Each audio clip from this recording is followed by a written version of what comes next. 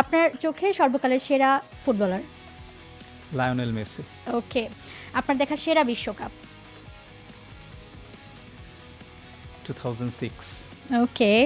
সবচেয়ে কঠিন ফুটবল আইন, ফুটবলের কোন ল কঠিন মনে হয় সবচেয়ে? Handball incident. ওকে। সেরা রেফারি অথবা আইডল মানেন যাকে? Turpin from France. VAR or no VAR? VR. সবচেয়ে কঠিন সিদ্ধান্ত, penalty or red card? Penalty. একজন ফুটবলারের কোন আচরণ সবচেয়ে অপছন্দ? Excess talking. সবচেয়ে বেশি অভিনয় কোন পজিশনের খেলোয়াড়রা করে?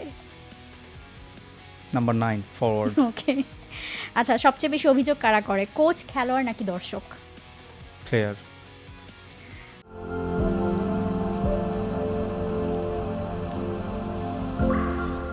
বাংলাদেশের সবচেয়ে কঠিন ম্যাচ যেটা আপনি পরিচালনা করেছেন? আবাহনী ভার্সেস মোহামেডান 2024। ওকে। একজন ভালো রেফারির গুরুত্বপূর্ণ গুণ কোনটা? Knowing precise knowledge regarding laws of the game. Referee না হলে কি হতেন? Maybe statistician. গুড। যদি সুযোগ পান ফুটবলের কোন নিয়মটা বদলাতে চান? স্পেসিফিক বলা ডিফিকাল্ট। কোনো অপছন্দের নিয়ম বা যেটা না থাকলেই ভালো হতো?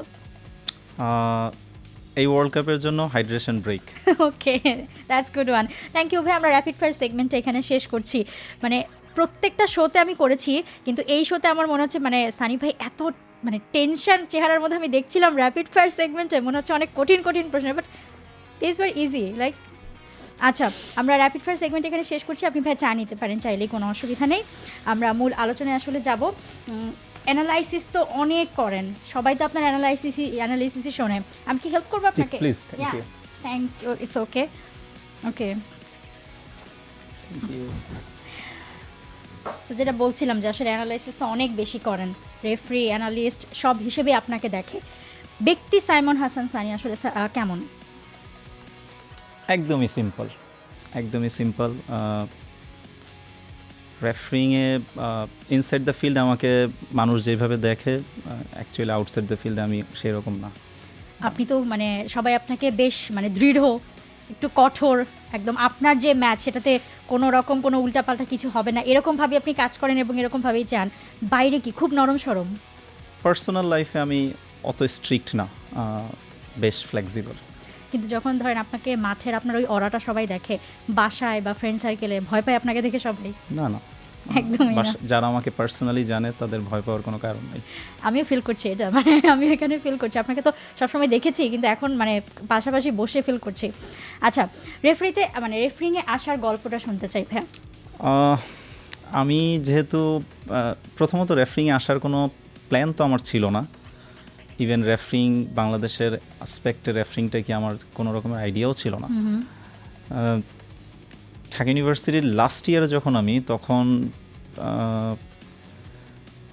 আমার ডিপার্টমেন্ট ঠিক অপোজিটেই আমাদের ফিজিক্যাল এডুকেশন ডিপার্টমেন্ট ঢাকা ইউনিভার্সিটির। তো সেইখানে আমি একদিন গিয়েছিলাম কোচিং কোর্সের বিষয়ে জানার জন্য।